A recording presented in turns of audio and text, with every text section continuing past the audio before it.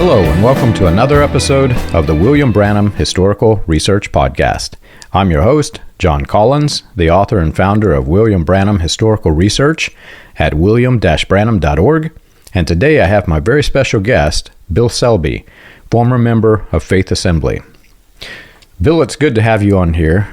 We've exchanged a few emails, and you were attracted to the podcast via the Faith Assembly, the Hobart Freeman episode that I did recently, and it'll probably come out before this airs, but we're actually going a bit deeper with the Hobart Freeman information, and we have, since putting that out, we had an onslaught of email and comments. Everybody wanted to hear more about Faith Assembly and more about Hobart Freeman, which is kind of funny when I consider he was so close to the Branham Tabernacle, where my grandfather ran Branham's church, and I knew nothing of this history probably up until maybe, I want to say it was 5 years ago. I came across the name, and I'm like, well, who's this? This guy's exactly like William Branham. Because he was a clone. Right, he was a clone, and there's so many things about his ministry that, it's just, you smack your head, like, why do people do this? Why do they copy such nonsense? But maybe it would be good if we start and have you just tell everybody a little bit about yourself. Okay, well, before I do that, you're saying, well, why do they do this? Why does he have to copy? Well, the thing about it with all cults borrow, steal, plagiarize from all other cults. Even, it's like some of what Freeman has done, or Jim Jones, you can find in like the Source family. They all borrow and steal, and there's nothing original about any of these religious fundamentalist cults. Anyway, my name is Bill. I grew up in a satellite location of Faith Assembly in Florida. My family started going there when I was 5, I guess. And instantly everything changed. The TV was destroyed and put out by the street. I had to, throw all of my Star Wars action figures away. This is back in the 70s. I had to, my mom and my sister started having to wear like skirts that went all the like below the knees and cover their heads and all that stuff. Speaking in tongues was new to me when, and it was just a really big culture shock. And all of a sudden it's just like, okay, I'm 5 years old at this point and growing up, being a really impressionable time in my life. And, basically everything that I've been, enjoyed previously is a sin.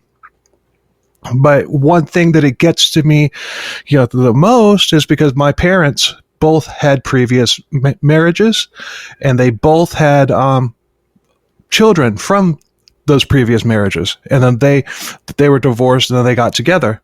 Well, my dad did not like Faith Assembly. It wasn't our location wasn't called Faith Assembly. All the satellites had to come up with their different names, and I think that's indicative of the fact that Hobart Freeman knew exactly what he was doing, and if one of these other churches goes down for anything, he doesn't want it being tied back to him.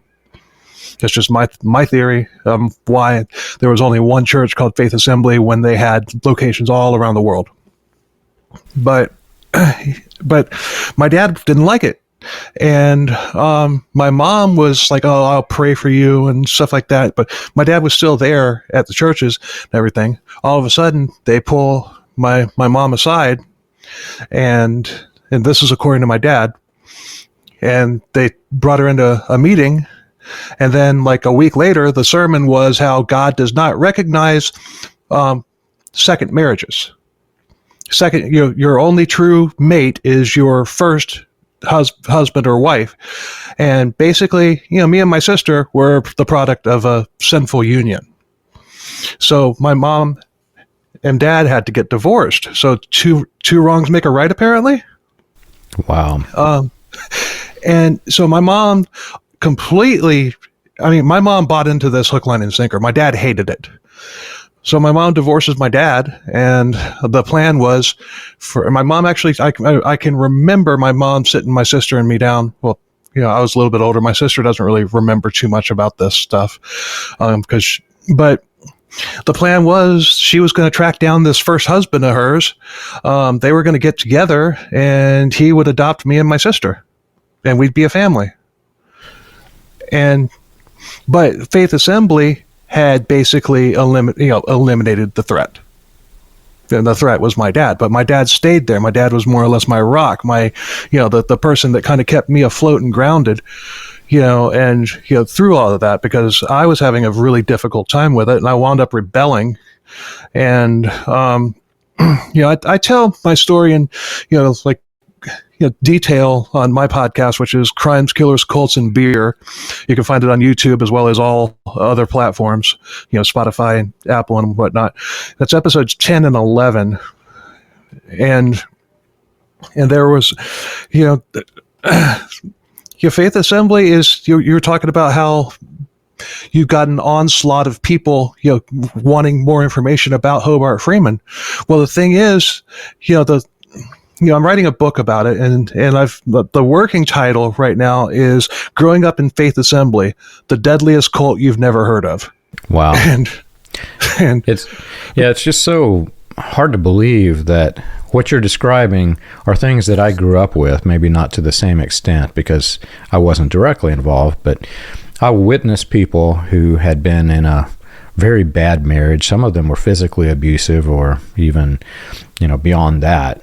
And they would, like normal people, go find somebody that they love that's not going to mistreat them and get married. And I clearly remember people that were told that they had to go back to the abusive husband and live with the abusive spouse. And usually it was the female that was the one that they came out against, sometimes the man. But it's just, all of this comes from this latter-aim framework where this elite person creates the rules and everybody has to abide by them. When I say that it's the deadliest cult you'd never heard of, I mean that, in your episode. See, I happened to find your episode like within hours of when it was released, on the day that it was released. About once every 2 months, I just check and see if there's a new one. I'm like, oh, there's a new one. Holy crap, this was released an hour ago. But so I listened to it, and one thing that she talked about the 100 people that died in Warsaw. If you, and this is just I don't have specific data to back this up, but if you total all of the people who died at Faith Assembly in Indiana, combined with all the other satellites all around the world of people that died of, babies that were born in childbirth, mothers that were born in childbirth, people that died of diabetes complications or even gangrene or whatever, if you add all of those up from every Faith Assembly establishment, you have a higher body count than Jonestown. Oh yeah, I have no doubt. And I mean, myself, the faith healing thing, I was bitten in my armpit by a brown recluse when I was a kid, and it swelled up to about the size of a grapefruit, and it was like a putrid purplish color. It smelled. It turned gangrenous. And my mom never took me to the doctor. I have always had a very strong immune system, and after months, luckily the gangrene didn't progress, and one night it just started draining, and about a month later it was pretty much gone. But I still have 4 huge scars from the drainage in my armpit. This is 40 some odd years later, wow. and my mom would tell me, well, see, anytime I would question it, my mom would say, oh, well, see, God healed you. No, God didn't heal me. My immune system did. Yeah. Because, I'm lucky. I'm lucky to still have my arm. I'm lucky to be alive. I'm lucky that I survived that. In story after story, we hear some in the testimonies that we do on the podcast, but in our support groups, there are people who have lost loved ones because they were told to reject medicine, or they were manipulated and convinced that they should reject medicine, which is more often the case because of the legal issues for people like Hobart Freeman, William Branham, all of the splinter groups. They will persuade you not to take the medicine so that you can have perfect faith and God heals you through that faith. Well, then if the person dies, it's just overlooked and they continue the same thing. And there really should be laws that enforce, these type of faith healing cults. They need to somehow put a stop to that, because it is very deadly and dangerous. Yeah, it is. And and it's like one thing I say on my 2 episodes, and this is going to go in my book too. I mean, the book is just basically going to be my 2 episodes times 1,000. Because I was cursed. I'm one of those people that's cursed with like a photographic memory. I can remember word for word conversations that I had when I was 12 years old. So they might have, they picked the wrong person to mess with. But I say that, if it's like, you would always have these people, these testimonies and everything. It's like, I prayed and my car was started because it wouldn't start. And I laid my hands on it and commanded it to start in the name of Jesus, and it started right up. Yeah, but God told me to drive right to the mechanic after it. And then I remember this. This happened. This happened. Yeah. And it's like I commanded the car to start in Jesus' name. It started, and then God told me to go straight to the service station. And so I drove there, and when they got there, they opened the hood and the battery had been stolen. Oh my gosh. Yeah, I grew up with similar stories, and they what it is in the end, they want to give this persona. They want attention. Yeah, and they want to project the mind over matter. Because if they can get your head in that way where you're constantly trying to believe something that isn't there, well, they can hijack your mind in that case, because you've already entered into the fantasy world, so their fantasy just goes right alongside of it. But the thing is, when, okay, God told me to drive straight to the service center. Okay, well, what is a mechanic? Basically a doctor for your car. So therefore, going to mechanic should be a sin too. Well, and time again, you see, because there wasn't a push by the legal system to stop these people from telling their congregations not to take medicine. After John Alexander Dowie, so many deaths were attributed to that.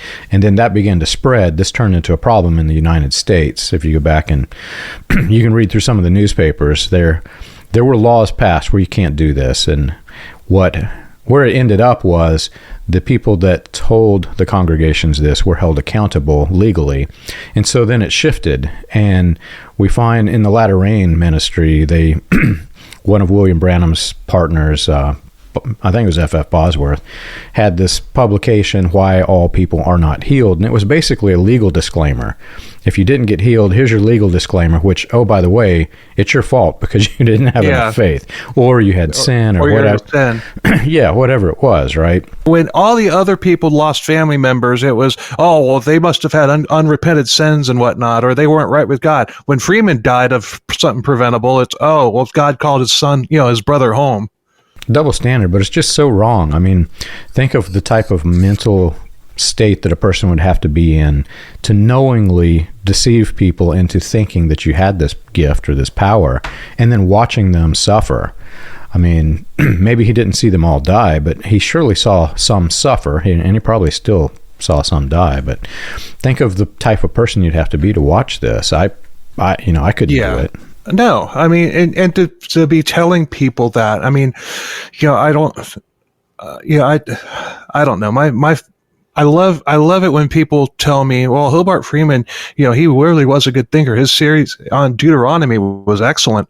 It's like, I don't, when I was doing my research, the research that I found for my episodes 10 and 11, he was a hustler from day one, and that never changed.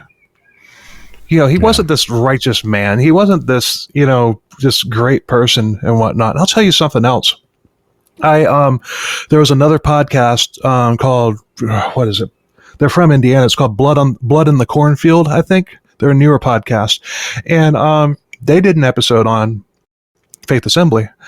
And they were talking, they actually played a tape, a cut of one of Freeman's tapes. And I'm listening to it, and that's not the voice that I remember. this is a Mandela effect type of thing, because I remember him as being very articulate, very well spoken, deep, voice. He sounds like a Southern hick. Part of that is, like you said, the Mandela effect, but part of that is this mental state. Once you become under the mind control, you begin to think things that are being said as they're said, which sounds really weird, but that's how it works. The reason why all of this goes into so many different splinter groups is people project things into what they hear because it's a faith thing. And so you'll find these leaders who are wanting some certain agenda.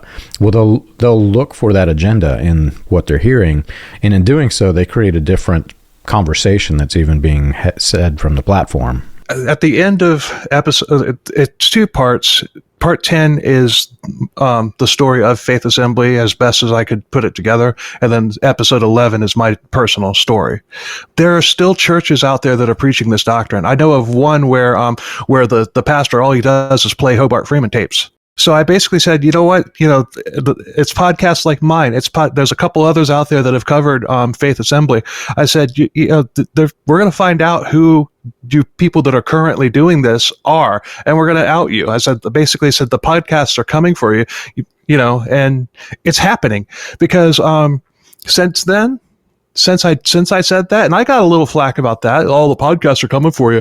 Well, I got some flack about that, but since then, there's that Blood in the Cornfield episode I told you about. There is there's yours, and I'm glad I'm going to dig into some of your Barnum history too, because that fascinated me. And then, last year this young lady approached me, and she contacted me because she said she's putting together a 8 to 10 part standalone podcast series about Faith Assembly, because she was like 20 years old at the time, like last year, and she said that her mom had grown up in Faith Assembly and finally had told her about it, and she just decided, she just went on a rabbit hole consuming everything that she could find about it, found my 2 episodes, and she wanted to do that and maybe interview me. She wanted to use clips from it and then maybe interview me too. I said, I'll do you one better. I said, I'll get you other people to interview as well. So that's coming out sometime this year. And then there's, the more that you're putting out on it. So maybe I wasn't beating my chest. Maybe, I made a prediction and it's happening. There's a wealth of information that exists now on all of these guys. And some of these guys, like you mentioned Hobart Freeman being that way from the beginning, a lot of these guys were scoundrels from the very beginning. Some of them weren't. I've discovered some that it appears they had some good intent, and they... Well, Jim Jones was a decent guy in the beginning. Yeah, exactly, and I think that Jim Jones was a really good guy at the very beginning. Yeah, that was one of the examples. Although one of the books I read described some of the very morbid things that he did as a child and in his early years. So he had some issues, but there were people that genuinely tried to do good, and it does appear that Jones, for a period of time, tried to do good. Tried to, yeah. Yeah, but then they got in the wrong crowd, right? It's like going to school and you get with all the bullies. Well, that's what these movements are. They're the bullies, and you get with the wrong crowd, and it turns very bad. So you're working with all these people with the former Faith Assembly, Hobart Freeman people. Have you thought about establishing some sort of a support network to get all the people together? And there's so much information that could be shared between each other that you could build an entire, a library of information on Hobart Freeman. Well, I am. I'm not like a leader of anything or anything like that. What had happened is after that, like lots of people, lots of survivors reached out to me, to talk to me. They've, thanking me for doing that. It's just. Like one person said, I played this for my kids, and they have a better understanding of what I went through and stuff like that. But there is a Facebook group called Children of FA, Faith Assembly, and there's about 600 people on there, and I'm part of that. I don't run it. I found it probably I don't know, about 4 or 5 years ago, and going through that was what basically It's like, all right. I told some people about it, but when I did my 2 episodes, that was the first time I had like really sat down and told the story. So I didn't come forward, go public with this until much later in life, like about 2 years ago. And but there's that group. You have to ask permission to join, and the criteria is you have to have been a member or a family member of somebody who was in that church. And there's a lot of good information on that. That's where I pulled people from to get to this young lady who's putting together that podcast series. That's where I got the people from. But survivors of other cults have reached out to me too, not just Faith Assembly. And it's just like, I don't mind it at all. I mean, in fact, if I can do anything to help these people, come to terms with it, because it could take years. It took me a long time to get to the point to where I was, ready to talk about it like that. And it was that Children of Faith Assembly Facebook group that really got me, ready to just basically get up on a pedestal or sit down behind a microphone and tell my story. But right. I wasn't expecting to be somebody that, people contact, but it happened. Yeah. Well, that's it. You put the information out there, and what I've learned over the years is that these cults are so similar to each other that if you put the information out that you don't even think it's crazy at the time, as you're going through the process of deprogramming, you put out, this is what we believed. And, years later, I look back at some of the stuff I put out early and I'm like, man, I can't believe I said that I believe this nonsense. Yeah. But what you find is you'll find other groups that believe the same nonsense or very similar nonsense.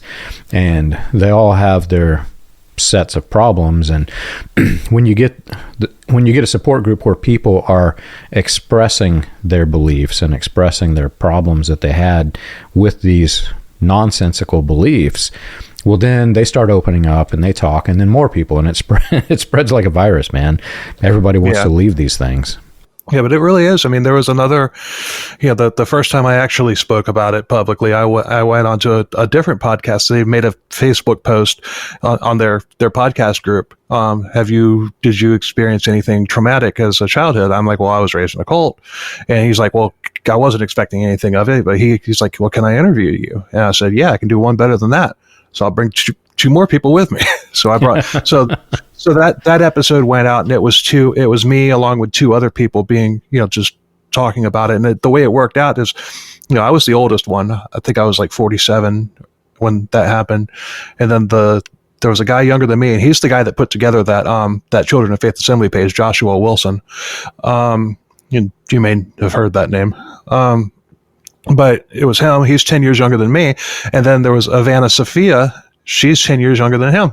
So you got 3 generations right there that are all like affected by this thing. And, and that was what made me decide that I wanted to start my own podcast. And like 6 months later, Crimes, Killers, Cults, and Beer was launched. And that podcast that I listened to that I was on was Human Monsters. So you mentioned that your family came in and you already had somewhat of a normal life, and then suddenly you had to change. What was that like beyond the Star Wars toys and your mother's dress? What was it like? Were you isolated from your friends, or did your dynamics change in school? What are some other changes that happened in your life? There were rumors going around, once we had joined that, there were rumors going around in school that there was incest going on in that family, specifically my or that church, and specifically my family. There were, it had to do, it's like you were weird, you were kind of ostracized and whatnot. Some people felt sorry for you, some people made fun of you, and it was, I got a little or a lot of both, because we weren't allowed to celebrate Christmas. We weren't allowed to wear, stylish shoes. We weren't allowed to, like when they would have a Christmas party, we'd have to go sit in the library at school, and it's just, so yeah, there's I mean I could go on and on telling, saying about things that I went through. It's just like, okay, well, are you are you Jehovah's Witnesses? No. Jehovah's Witnesses are sinners. They're going to hell. The other cults are always condemned. Well, any other religion was condemned. The only people that on planet Earth from the time it was created to the present that were going to heaven are people that were members of Faith Assembly. Everybody else prior to Hobart Freeman going to hell. Yeah. I experienced that to some extent. I counted one time, I think it was 13 different schools I grew up in. And I'd have to do the math again. But I grew up, churches from Arizona, South Carolina, everywhere between. And I was going to all these different schools. And sometimes you would, in the smaller schools, sometimes they were really nice to you. And looking back, it was probably in areas that had a deeper cultish presence, where there were a lot of people of similar backgrounds and they just were accepting. But you get into the bigger cities, they're like, man, that's weird. Why are you like that? If you listen to the 2 episodes of mine, my co-host on the time, he had never heard the story before. When we started the podcast, I've known that guy for 35 years. He's not my co-host anymore. He quit, but still, I had told him, it's like, if we're going to be covering cults, he'd cover my story. He's like, what? I'm like, yeah, I was raised in a cult. He's like, why is this the first I'm hearing about this? As if it never came up. It's like, I didn't meet him until I was like, out of it. It folded when I was around 13 or 14, and I think I met him when I was like 16. And at that time, it probably wasn't another, 5 years or so before I even realized that, hey, this whole thing was a cult. Yeah. So well, and after you realize that, people go down these different pathways, right? Because you want to seem normal, quote unquote normal. And how can you be normal if you were raised in a cult? That's what goes through your head. It's incorrect, right, but that's what goes through your head. And to some extent, I wanted to be like that, but as you see in my life, it didn't allow for doing what I do. But part of me wanted to just run away, move to another state, put all this behind me and say, I never heard of this again. And the problem is, when you do that, you bottle it up, and eventually it's going to come out in a pretty big explosion.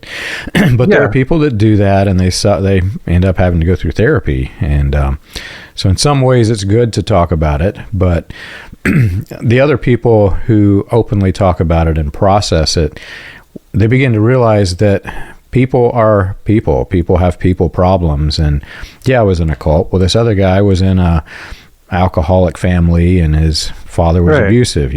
I have friends who have people problems because we're all people. Have you ever wondered how the Pentecostal movement started, or how the progression of modern Pentecostalism transitioned through the latter rain, charismatic, and other fringe movements into the New Apostolic Reformation? You can learn this and more on William Branham Historical Research's website, william-branham.org. On the books page of the website, you can find the compiled research of John Collins, Charles Paisley, Stephen Montgomery, John McKinnon, and others, with links to the paper, audio, and digital versions of each book. You can also find resources and documentation on various people and topics related to those movements. If you want to contribute to the cause, you can support the podcast by clicking the Contribute button at the top. And as always, be sure to like and subscribe to the audio or video version that you're listening to or watching. On behalf of William Branham Historical Research, we want to thank you for your support. If somebody were to, have maybe had an encounter with a serial killer, that would probably be the worst thing that ever happened to them in their life, or the scariest thing, whether they knew the person was a serial killer or not. Like later on when they found out, it was like, oh, a heart attack. Well, I kind of resemble that remark because I had an encounter with a serial killer.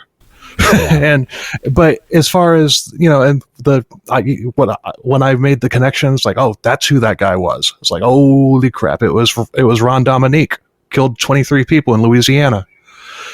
tried to kill. Well, he ran his MO on me. This was back in 2000, and well, if you look at the deaths in Faith Assembly, you were encountered too.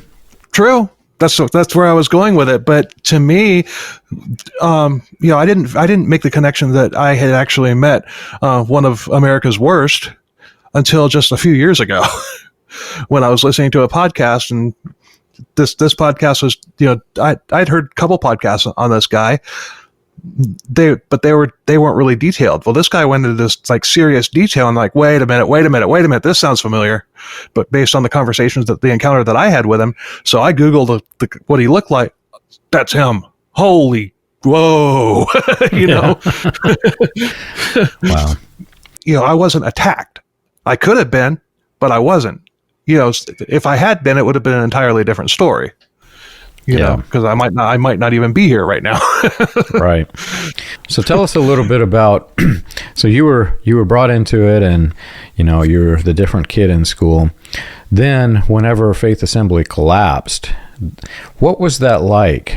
I was in a cult where the cult leader died long before I was even born. So we went through miniature collapses, but nothing major like that. I'm picturing an implosion, but what was it like for your family after he died?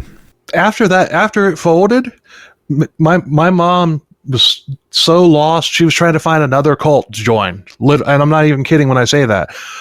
She was trying to find another cult to join. She was trying to, it's like dragging me to these weird churches and stuff like that. Finally, I got to the point, Mom, I'm not going to another one of these churches. There was a big church near me called the Tabernacle. It was a non-denominational, like, not a mega church, but not like a small, one building. It was it was a big church. But I said, you want to go to the Tabernacle? Let's go to the Tabernacle. I'll go to the Tabernacle with you. But I'm not going to any more of these stupid little weird churches that you insist on going. But well, I didn't go to church again after that. And before too long, I moved in with my dad. But because it was just getting worse. But my mom, I can remember when Hobart Freeman died. Everybody in the church, everybody in our location was crying when the news was broken. I don't remember if they prayed for his resurrection or not. That I don't know. Although I do know that they cried. And then that's self-pity, which is a sin. Yeah. But I love pointing out like things that they did that were sins. When they're like, oh, everything that you do is a sin. But the ever-changing rule book, moving the goalposts and whatnot. But my mom, she was just so brainwashed into that, and it took years for her to be deprogrammed. And the person that deprogrammed her was the next man that she married, my stepfather, who is a pastor of a non-denominational church.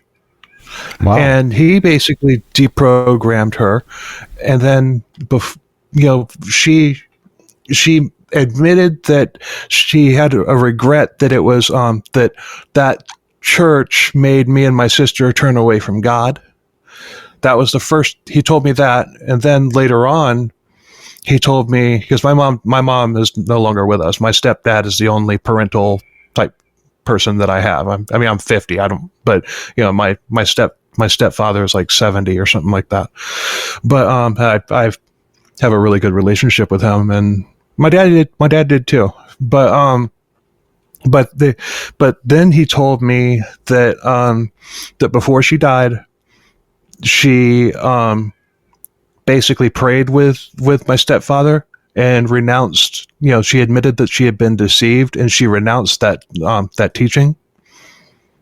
And she admitted that she had been duped, basically. And that made me happy when my stepdad told me that.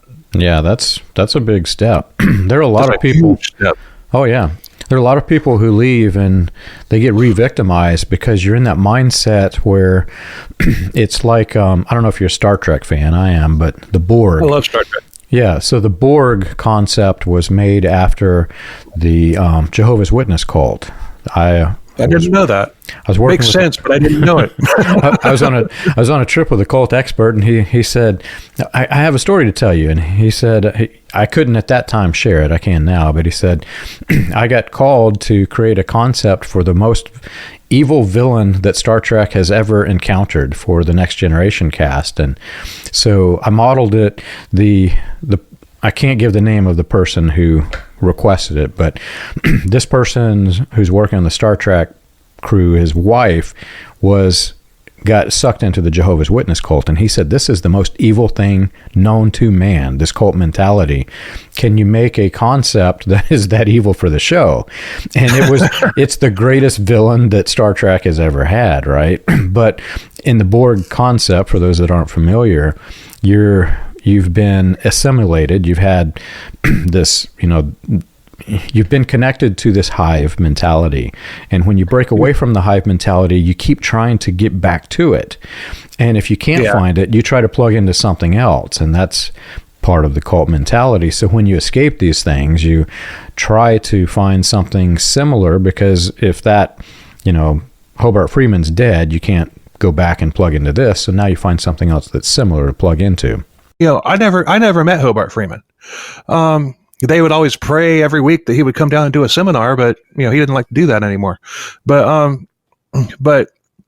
it seems like if the cult, if like all these satellite locations and everything throughout the world or whatever, if not all of them, but the majority of them folded like the one that I was in did, does that mean they were getting sermons from Indiana?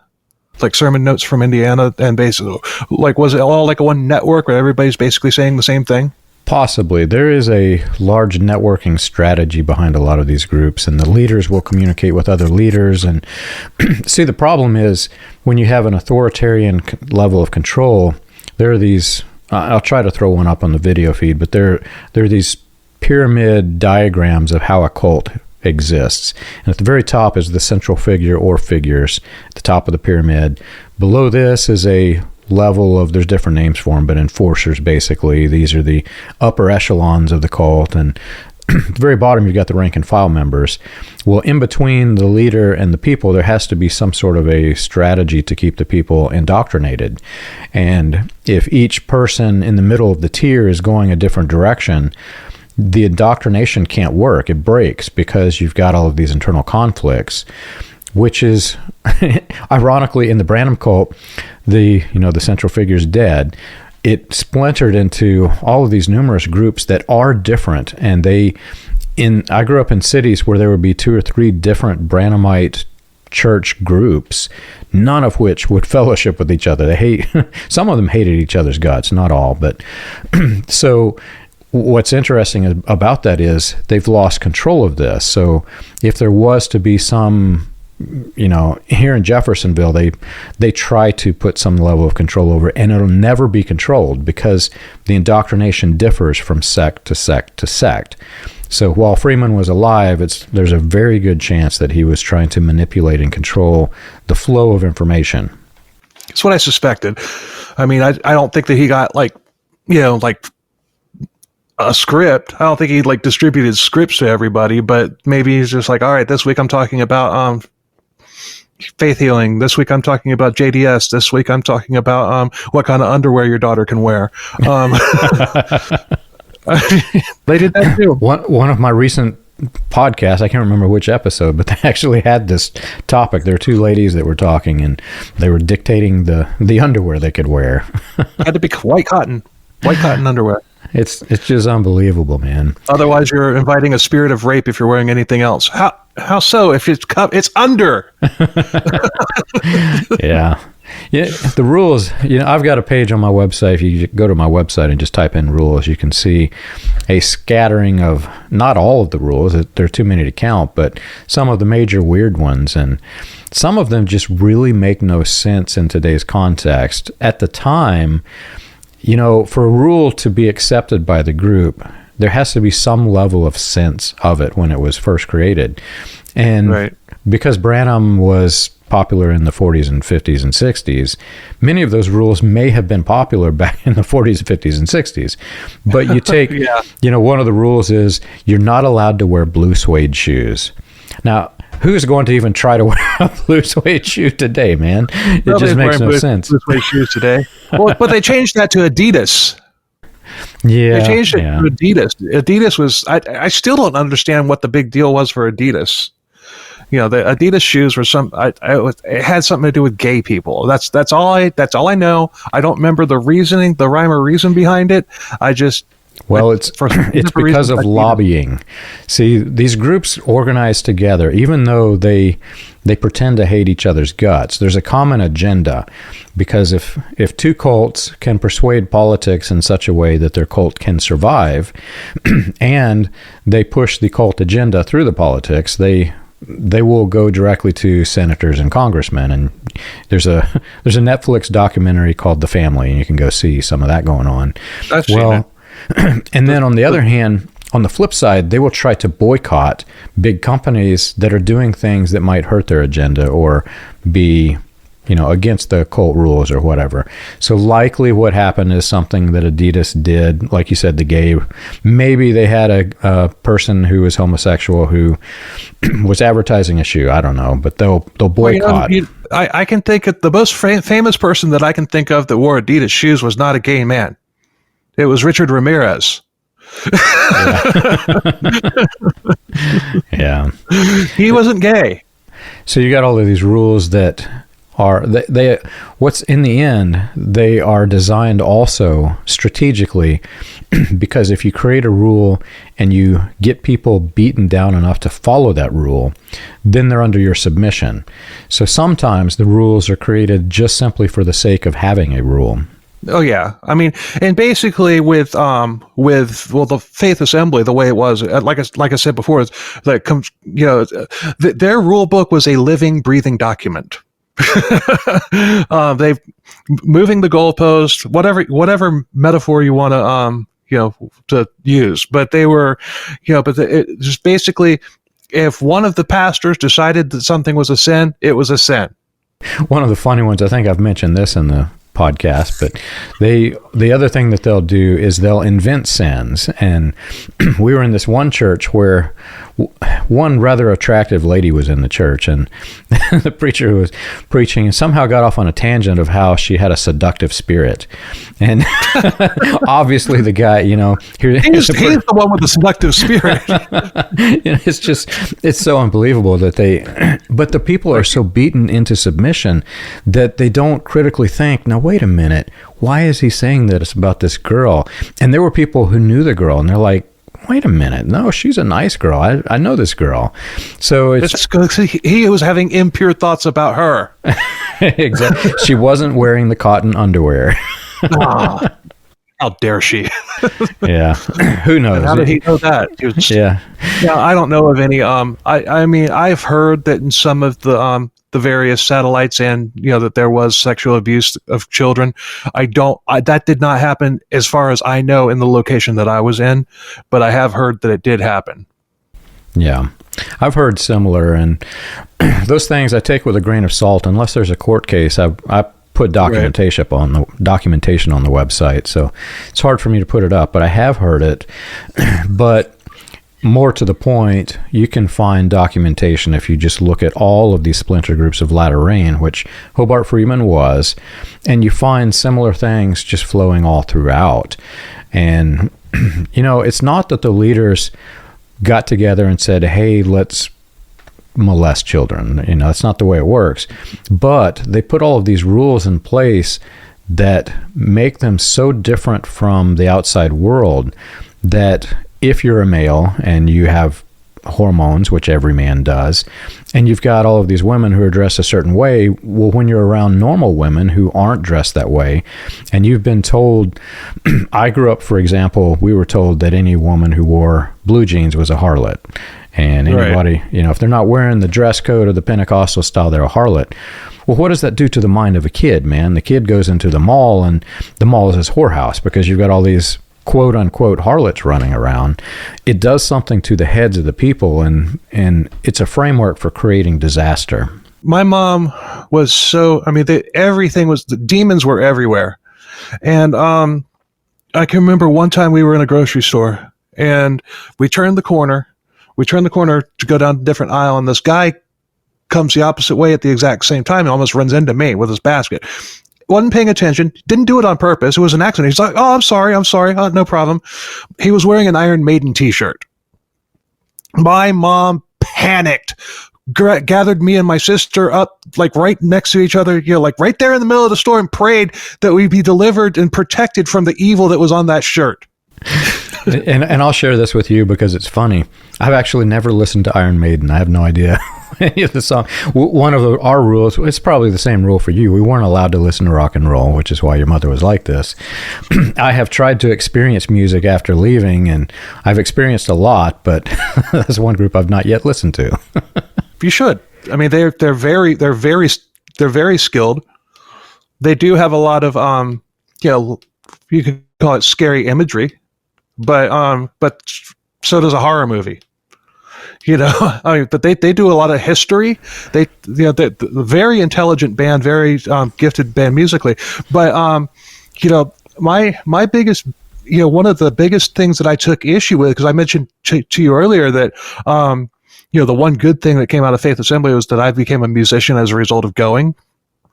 Because they'd be up there with their little acoustic guitars singing, putting like Christian words to like "Hey Jude" or whatever, and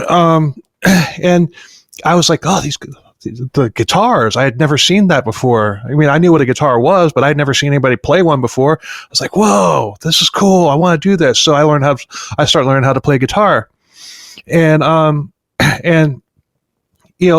but I was a little kid that was wanting to learn everything. I start experimenting. Before too long, I'm putting little fills into the songs, leading from one verse to another. And I was smacked down for that because, those fills, that's too much like rock and roll. You can't, that's a sin. But the truth is I was actually becoming a better guitar player than they were. And I was a kid. But then, it was the minor chords, the songs that used like E minor and A minor and D minor, like, that I really liked, because I just liked the dark, scary, spooky sound to it and everything. I start experimenting that. And that is when I became a metalhead. Not yet. It didn't happen. It didn't happen immediately because I wasn't allowed to listen to anything like that. But then once I got into junior high school, like shortly, like within a couple years before the church folded, I start, hey, can I borrow your Motley Crue tape? Or, and I'd take it home, and in secret, I'd make a copy of it, and I would write praise and worship on the tape. And, it's quite common. There are interviews. I think I've got one on my website. There are interviews with Axl Rose from Guns N' Roses, and he grew up in this latter rain thing that we escaped. Really? I didn't know that. Yeah. So you grew up and you're so oppressed, and your creativity is suppressed, and so after you leave, you explode, and you become way more than a lot of people who weren't in that environment. So in some ways, it helps you. But I had some of the same thing. What's funny, you mentioned the minors. Well, also in the groups, they have like a specific style of playing, and you can literally pick 3 chords and you can play every song in the church in most cases. Oh, yeah. But then once you experiment, you learn, wow, that minor sounds really good there. Well, there's this mentality where they suddenly think, well, he's got evil spirits in his music because he's using a minor chord. My one of my newer songs, it's on the album that I'm working on right now, but it's called Mystery Writer, and it's a cover song. It was written by the serial killer Danny Rolling, except it was just like a recorded on with him singing with a guitar and a tape recorder, But but that song is his version is basically very similar to House of the Rising Sun, but I took it and I turned it into a really banger of a metal song. And the way I justified it was, he's down there in hell. If if he heard my version of it, because he was all into country and folk, he would hate it. but the opening of that song just sounds really dark and ominous, and it's just like, and that's probably the creepiest song I've ever done. I can't say I wrote that song because I didn't, but that's probably the creepiest song I've ever recorded. Yeah. So you have come a long way, and sounds like you've helped a lot of people.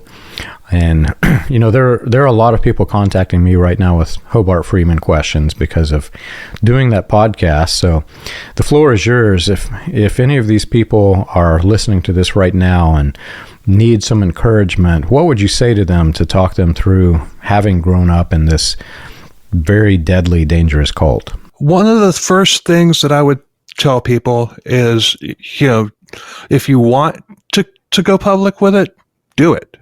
Because is it going to be scary for some people? Yeah, not for all people, but for some people it will be. Some people, they've never talked about it at all. Other people, maybe they've talked about it, and it was they've tried to talk about it, and their families kind of shunned them. They don't want to hear about it or whatever. There's the possibility of blowback is there. But if what I have to say to these people, who want to talk about it, want to get it off their chest, is if somebody's going to judge you for wanting to talk about that, you don't need them. You don't need that person. And that sounds harsh, but it's the truth. Because, would you, the way I look at it is, and I don't take this approach with everybody, but the way I personally look at it is, if you had a person who was sexually abused as a child, for years, and it never told anybody, all of a sudden he wants to tell you about it, are you going to shun him because you don't want to hear about it, because it's uncomfortable to talk about? You're not. And if you do, I don't need you. It's part of the indoctrination, right? I think I mentioned this recently. You're so indoctrinated not to speak out, and you're so indoctrinated to accept whatever is your situation.